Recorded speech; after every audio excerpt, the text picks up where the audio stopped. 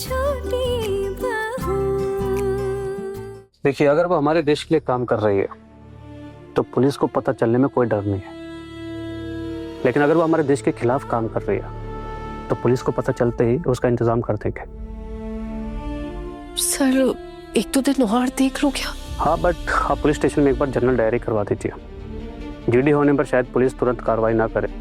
देखिए, पुलिस क्या सजेस्ट करती है, पहले तो उनको इन्वेस्टिगेशन करने दीजिए, तो उसके बाद अगर जरूरत पड़ी तो एक्शन लेगी पुलिस। सर, पर क्या पुलिस मेरी बात सुनेगी? चलिए ना, जाकर रिक्वेस्ट करते हैं, देखते हैं। सर, मेरा तो दिलो दिमाग दोनों जाम हो गया ये सब देखकर। ठीक है, आप चिंता मत कीजिए, मैं यहाँ का पहले काम निपटा देता हूँ, फिर आपके साथ पुलिस स्टेशन चलता हूँ। अब सर वो डॉक्यूमेंट्स दे दीजिए, सही करके दे देना। ओके।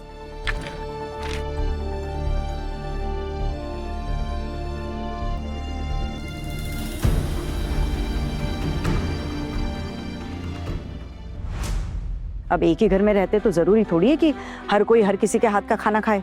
अब बेहतर यही होगा कि सब लोग अपना अपना खाना चूल्हा सब अलग कर लो, सबके लिए बेहतर होगा। और आप लोगों ने यही तो सोचा था ना, क्यों ठाकुर जी? दीदी, क्या आप हमें भी यही कहोगी? हाँ, अगर कहना चाहूँ ना छोटी तो जरूर कहूंगी। और ऐसा तो कर भी लिया था ना तुम लोगों ने छोटी, फिर 2 दिन के बाद आकर मेल मिलाप करके फिर हमारे रसोई में घुस गई। काम तो होता नहीं तुझसे, अब रहने के साथ साथ खाना मिलेगा ऐसा तो किसी ने कोई वादा नहीं किया था ना। अगर इसीलिए हम लोग चाहे ना छोटी तो खाने का इंतजाम अलग से कर सकते हैं। हम लोगों का क्या है, हम बेचारे आलू चोखा दाल भात से काम चला लेंगे। और रही बात खोखोन की, वो तो फैक्ट्री में ही रहता है, हम तो अपना खाना पीना फैक्ट्री में भी कर लेंगे। और छोटू, हाँ वो थोड़ा है खाने पीने का शौकीन, तो उसका खाने पीने का मैं देख लूंगी, तुम्हें चिंता करने की जरूरत नहीं है। तुम लोग अपना इंतजाम अपने हिसाब से कर लो। अब कब तक मेरी बहुएं बेचारी तुम लोगों का बोझ ढोएगी? कह रही हो कि हम अलग हो जाएं? हाँ, मतलब कह तो मैं कब से रही हूँ, लेकिन तुम लोग सुनते कहाँ हो। और छोटी, तुझसे ना कोई बात साफ साफ कही जाती है और ना ही कोई साफ साफ बात तेरी समझ में आती है। तो मैं तो परेशान हो गई हूँ कि समझाऊं तो कैसे समझाऊं। देखिए भाभी, बात यह है ना कि मेरे जीते जी तो इस घर में चूल्हा अलग होगा नहीं, क्योंकि जब तक मेरे माँ बाबा थे तब भी उन्होंने इस घर में चूल्हा अलग होने नहीं दिया। तो मैं उनकी बेटी अब इस घर में कभी भी चूल्हा अलग होने नहीं दूंगी। चूल्हा बदलने के बाद कितनी दिक्कत होती है, ये बात तो पिशी माँ आपको इन 2 दिनों में समझ में आ ही गई होगी। और आपकी जो नई दुल्हन आई है तो बहुत अमीर घर से आई है, उसकी माँ इतनी पैसे वाली है। अब वो लड़की तो आप लोगों के लिए खाना बनाएगी नहीं, खाना तो हम लोगों को ही बनाना पड़ेगा। लेकिन माँ ने जो अभी बात कही ना, वो भी बिल्कुल सही कही। आप ये बात कैसे कह सकती हैं कि आप रसोई अलग नहीं होने देंगी? अब इतनी सी बात के लिए आप कोर्ट कचहरी के चक्कर तो लगाएंगे नहीं। अब हमारी मर्जी होगी तो हम खाना बना देंगे, और मर्जी नहीं हुई तो आप जबरदस्ती से हमसे खाना बनवा नहीं सकते हैं। पूरी जिंदगी आप लोगों को खिलाने पिलाने का ठेका तो हमने उठा नहीं रखा। और मुझे तो ये लोग बोल भी नहीं सकते खाना बनाने के लिए। लेकिन हाँ, मैं आपसे कुछ कहना चाहती हूँ जीजी, अगर आपने इनके लिए खाना बनाया ना तो मैं आपकी कोई मदद नहीं करूंगी खाना बनाने में, क्योंकि मैं जिंदगी में कभी भी इन लोगों के लिए तो खाना नहीं बनाऊंगी।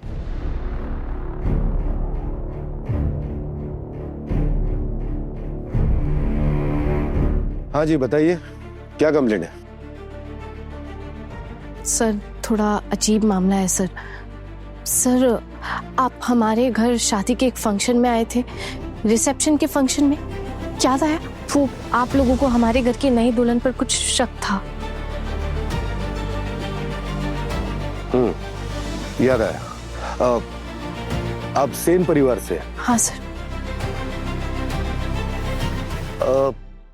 हमने तो पहले ही कह दिया था कि हम गलती से आ गए। फिर क्या कोई नया कॉम्प्लिकेशन खड़ा हो गया? मैं तो सॉरी भी बोलकर आया था। नहीं सर, आपने सॉरी बोला था, आप बिल्कुल सही कह रहे हैं सर। लेकिन सर, मैं ये कहना चाहती हूँ कि आप लोग जो सोच रहे थे, मुझे लग रहा है कि आप लोग बिल्कुल सही सोच रहे थे। मुझे लग रहा है कि उस लड़की ने आप लोगों को मिसलीड किया है सर। क्या मतलब? सर वो लड़की का बिहेवियर सर मुझे उस पर शक हो रहा है। देखिए मेरे पास इसका कोई पुख्ता सबूत नहीं है जो मैं आपको दे सकती हूँ, लेकिन सर बस इतनी रिक्वेस्ट है कि आप प्लीज नजर रखिएगा सर। देखिए अब वो हमारे घर में उसने शादी क्यों की, उसका क्या मकसद है ये तो मैं नहीं जानती हूँ सर, लेकिन एक बात मैं आपसे साफ कह देना चाहती हूँ सर वो लड़की, उसकी उम्र बहुत कम है, बहुत छोटी है वो, और जिससे उसकी शादी हुई है यानी मेरे मंझले जेठ जी पोल्टू दादा, उनकी उम्र उससे काफी ज्यादा बड़ी है सर। और जब पहली बार उनकी जान पहचान हुई थी तब पोल्टू दादा ऑलरेडी शादीशुदा थे, तब तक उनका डिवोर्स नहीं हुआ था, वो तो अब जाके फाइनली डिवोर्स हुआ है उनका। अचानक इस दौरान पता चला कि पोल्टू दादा की किसी लड़की से जान पहचान हुई है और वो यही लड़की थी सर। उनकी जान पहचान इन दोनों की कैसे हुई, ये लोग कैसे मिले, ये बात तो क्लियर नहीं है सर, लेकिन इसके बाद इस लड़की का हमारे घर में आना जाना शुरू हो गया था। इंटरेस्टिंग। बैठिए बैठिए।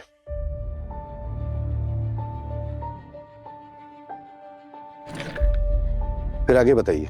सर फिर क्या था, डिवोर्स के अगले दिन तो शादी हो गई थी और पहले दिन से ही नई दुल्हन का बर्ताव थोड़ा अजीब सा लग रहा था सर। उसे देख के ऐसे एकदम फाइटर टाइप वाली फीलिंग आ रही थी, ऐसा लग रहा था जैसे हर चीज में आवाज उठाने वाली है सर। शादी के बाद ये अपने पति से मतलब पोल्टू दादा से इसने सुहागरात के समय कहा कि इसने ना कोई 6 महीने का ना व्रत रखा हुआ है, जिसके चलते 6 महीने तक वो अपने पति के साथ कोई भी शारीरिक संबंध नहीं बना सकती। सर ये बात सुन के भी मुझे थोड़ा अजीब लगा था, क्योंकि सर अगर ऐसा कुछ होता तो ये शादी से पहले इसको बताना चाहिए था ना, लेकिन इसने हम में से किसी को भी नहीं बताया था, किसी को भी नहीं पता था इस बारे में। और सब इन सारी चीजों से मुझे लगा कि उसके अंदर कोई अबनॉर्मेलिटी है। नहीं, ये एबनॉर्मेलिटी मेंटल इशू हो सकती है, लेकिन इस वजह से आप उनको क्रिमिनल क्यों समझ रही है? अरे हाँ ना, आप असली बात बताइए ना। असली बात क्या है? असली बात पिशिमा क्या है ना, मेरी भी तबीयत कुछ दिनों से खास नहीं चल रही है और मैंने तो मन ही मन तय भी कर लिया था, बड़ी माँ से कहूंगी अब ये ना खाना बनाने का काम मुझसे नहीं हो रहा है। देख छोटी मछली, मुझे खाना बनाने में कोई दिक्कत नहीं, मैं खाना बना दूंगी, लेकिन मैं ये सोच रही थी वो फैक्ट्री में खाना बनाती है ना जो और औरतें हैं, अपने टाइम के हिसाब से वो खाना बनाती हैं, उसी बीच हम भी अपना खाना बना लेंगे, तो हमें तो खाने की कोई दिक्कत होगी नहीं, है ना। घर के इतने सारे लोगों के लिए खाना तो बनाना थोड़ा मुश्किल हो जाएगा हमारे लिए। देखिए किसी भी काम में, किसी भी नए काम में 2 दिन का समय तो लगता है, तो हम सोच रहे थे हम आपको 2 दिन का समय दे देते हैं, 2 दिन में आप लोग अपने लिए रसोइया ढूंढ लो और उससे खाना बनवा लो, या एक काम और भी कर सकते हो आप, आपकी जो वो नई दुल्हन आई है ना उसके हाथ पांव जोड़ के देख लीजिए, अगर वो मान जाती है तो आप लोगों की बात बन जाएगी। हाँ, घर में इतना बड़ा हादसा हो गया है, मेरी बीवी कहीं मिल नहीं रही है, लेकिन आप लोग चूल्हा चौका लेके बहसबाजी करे जा रहे हैं। बिल्कुल सही कहा आपने पोल्टू दादा, अब इतना बड़ा हादसा हो गया है, आप ऐसे चुपचाप खड़े, आप जाइए पुलिस कंप्लेन कीजिए। एक घर की बात है, इज्जत की बात है, जाके पुलिस में कंप्लेन कर दूं मैं? पोल्टू दादा नहीं नहीं नहीं, बिल्कुल नहीं। वो क्या है ना, आपकी नई दुल्हन है ना, वो बाहर गई है, अब क्या पता वो रास्ता भूल गई होगी घर का। माँ बताइए ना, मैं क्या करूं? वो तो मेरी भी कुछ समझ में नहीं आ रहा है, बहू ने फोन अपना बंद करके क्यों रखा है? आप लोगों को ये बात ही समझ में नहीं आ रही है कि वो आप लोगों से बात नहीं करना चाहती, बताना नहीं चाहती कि वो कहाँ गई है, इसीलिए तो फोन स्विच ऑफ किया है।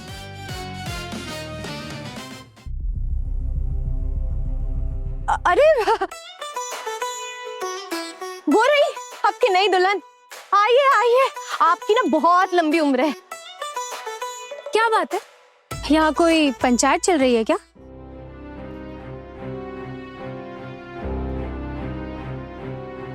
तुम कहाँ गई थी पुजारनी? तब से मैं बार बार फोन पे फोन कर रहा हूँ, फोन भी बंद आ रहा तुम्हारा। हमारी चिंता के मारे जान जा रही थी, पता है तुझे? आप लोग मेरी चिंता क्यों कर रहे थे? मैं क्या कोई छोटी बच्ची हूँ? लेकिन तुम गई कहाँ थी? हाँ, नई दुल्हन हो, सुहागरात के अगले दिन ही अकेले अकेले चली गई। अरे बाप रे, मुझे तो ना पता ही नहीं था कि इस घर में अकेले बाहर जाना अलाउड नहीं है। वैसे पता भी कैसे होगा? आप लोगों ने ये बात मुझे बताई भी तो नहीं ना। मुझे लगा कि आप सब लोगों की नींद डिस्टर्ब ना हो, इसलिए मैं अपनी माँ से मिलकर आ गई। तुम चुपचाप अकेले अकेले अपनी माँ से मिलाई। आप तो अपनी माँ के साथ रहते हैं ना, तो शायद इसलिए आपको एहसास नहीं कि माँ से अलग रहने का दुख क्या होता है। और अगर मैं अपनी माँ को देख भी आई तो इसमें कौन सा भूचाल आ गया? ऐसा तो शादी के किसी मंत्र में नहीं कहा गया था। ऐसी बातें कोई मंत्र में लिखी जाती है क्या? ऐसा किसी शास्त्र में भी तो नहीं लिखा। क्या बोले जा रही है तू? अरे जब ऐसा कुछ मैंने कभी देखा ही नहीं, फिर पता कैसे चलेगा मुझे? आप लोगों ने भी तो नहीं बताया था मुझे इस बारे में। अरे बस बस बस, चलो अपने अपने काम पर चलो। ये बेकार के फसाद में पड़ के ना हमारा ही नुकसान होगा, कोई फायदा नहीं है। चलो अपने अपने काम पर चले। मेरी आहाना से मुलाकात हुई थी, वो मुझे रास्ते में मिली थी। रास्ते में मिल गई थी? लेकिन तुमने फिर किसी को घर में बताया क्यों नहीं कि तुम कहीं जा रही हो? मुझे लगा था कि आप सब लोगों के उठने से पहले ना मैं वापस आ जाऊंगी।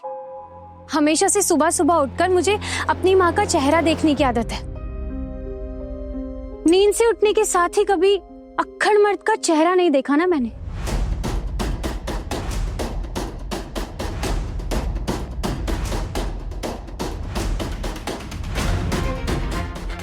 आज सुबह एक और घटना हुई है सर। मैं घर से ऑफिस जाने के लिए निकली थी। सर मैं वेलफेयर डिपार्टमेंट में काम करती हूँ। साइट विजिट के लिए जा रही थी और विजिट के बाद में ऑफिस जाती और ऑटो ढूंढ रही थी। ऑटो ढूंढने के लिए पैदल चल रही थी तो शॉर्टकट लेने के लिए मैं जगमोहन स्ट्रीट में घुस गई। तब सर वहीं उसी गली में मैंने उस लड़की को भी देखा वहाँ। इतनी सुबह, और वो भी घर की नई नवेली दुल्हन? एग्जैक्टली सर, मेरा भी यही सवाल था। अभी कल उसका रिसेप्शन हुआ है और आज सुबह सुबह घर में किसी को बिना बताए वो उस गली में चली गई। मुझे उसका बिहेवियर कुछ समझ में नहीं आया सर, तो मैं उसका पीछा करने लगी। जब मैंने उसका पीछा किया तो देखा कि वो किसी आदमी से बात कर रही है और उस आदमी को वो कुछ दे रही थी।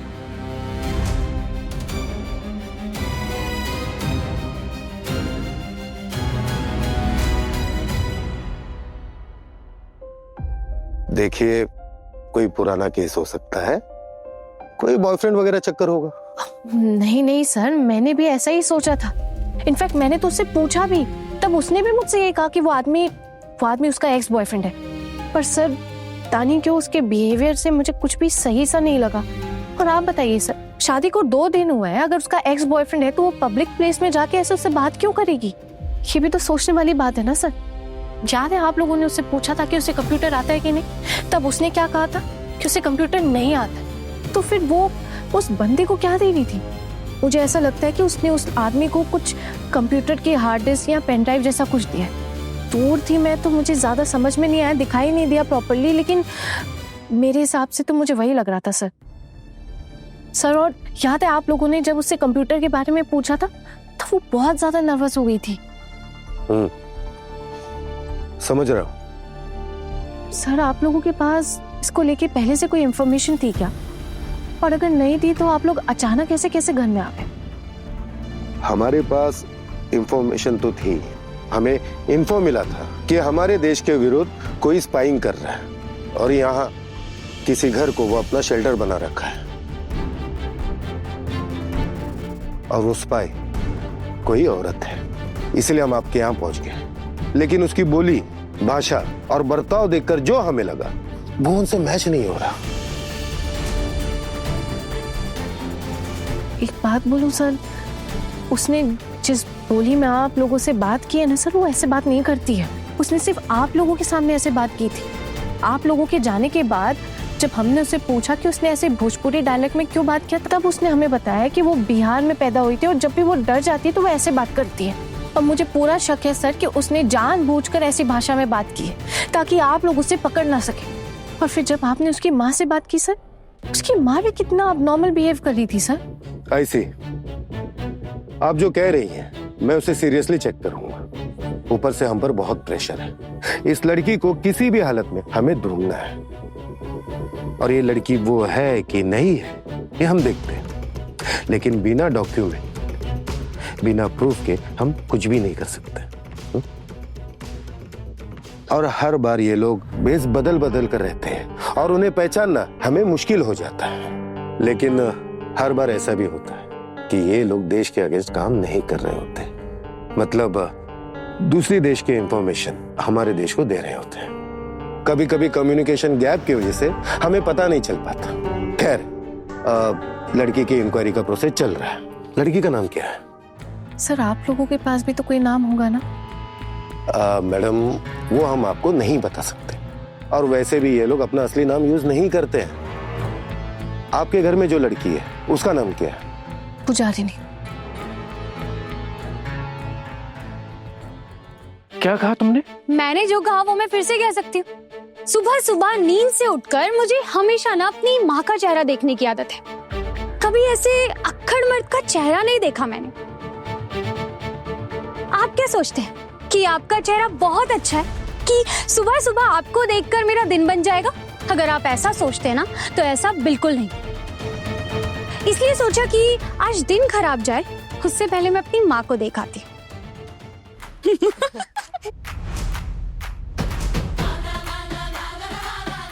वो कहावत सुनी है जीजी आपने, ऊपर वाले की लाठी में ना आवाज नहीं होती, जब पड़ती है ना तो बड़ी तेज पड़ती है।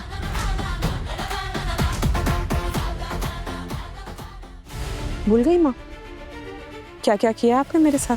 जानती हैं? याद दिला दूं? मैं बेवकूफ हूँ, मेरे चाल चलन अच्छे नहीं है, मुझे किसी से बात नहीं करनी आती, मुझे समाज में ले जाया नहीं जा सकता, ये सब कहती थी ना आप। आपकी जो नई नवेली दुल्हन है ना, यही बातें हूबहू आपके बेटे को बोल रही है, वो भी सबके सामने। अब कैसा लग रहा है? माँ, आप मुझे बोल नहीं सकती कि ये सब बातें बोलने का मुझे हक नहीं है, क्योंकि जानती हैं, इस घर में रहते रहते ना मैंने अपने अधिकार हासिल कर लिए हैं। और तुम पुजारिनी, ठीक ठाक ही लगती हो तुम, और मैं समझ सकती हूँ कि सुबह उठ के अगर किसी अक्खड़ आदमी का चेहरा देखना पड़े तो दिन तो बहुत बर्बाद जाता है। मेरा भी ऐसे ही जाता था जब मैं तुम्हारी जगह पे थी, लेकिन जानती हूँ, जब से मुझे इनसे छुटकारा मिला है ना, मेरी जिंदगी बहुत सुकून में चल रही है। मुझे तो लगता है जैसे मैं सपनों की दुनिया में हूँ, ऐसे उड़ान। पारो, चुप! आवाज नीचे!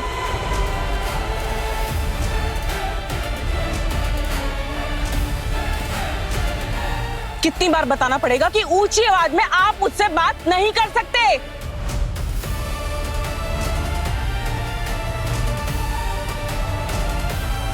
आपके चिल्लाने से मुझे रत्ती भर भी फर्क नहीं पड़ता है। आप अपने आप को राजकुमार समझते हैं? मैं कहती हूँ एक बार जाइए और आईना देखिए, तब आपको समझ में आएगा। ये जो आपका घिनौना दिल है ना, इसकी बदसूरती आपके चेहरे पर साफ झलकती है। और इसीलिए जो आपकी नई नवेली दुल्हन है ना, ये आपका चेहरा ना देखते हुए अपनी माँ का चेहरा देखना चाहती है, और इसीलिए गई थी वो। अगर आपको जरा सी भी बुद्धि होती ना, तो आप समझ जाते कि ये आपकी कितनी इज्जत करती है। खैर, क्या ही कोई बोल सकता है आपको।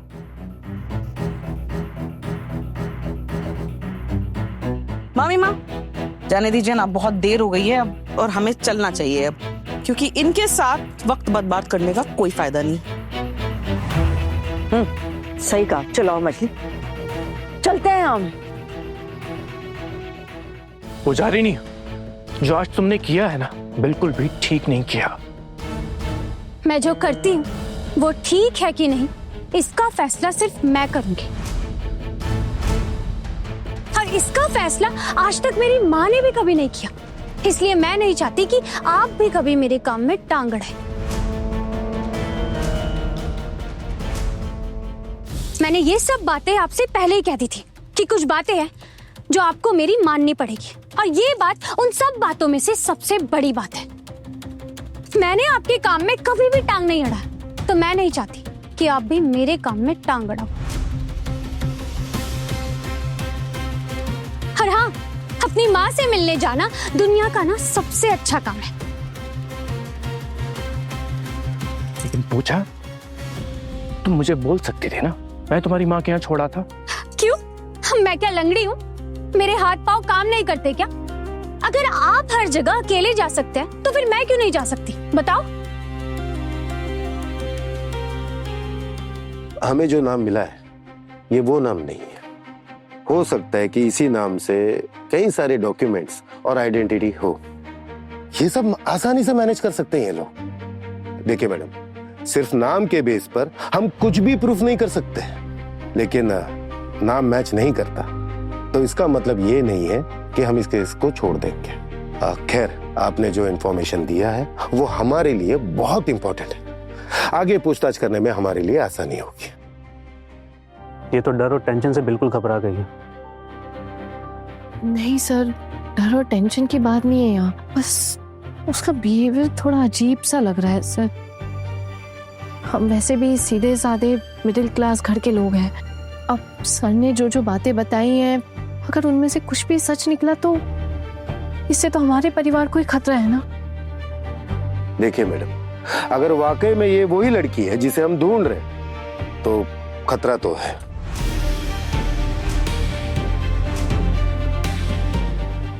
आज से एक आदमी सिविल ड्रेस में उस पर नजर रखेगा। और मैडम, एक बात याद रखिए, ऐसे लोग बहुत अलर्ट होते हैं। थोड़ा सा भी शक हुआ तो सीधे गायब हो जाते हैं। इसे भागने का मौका हम बिल्कुल नहीं दे सकते।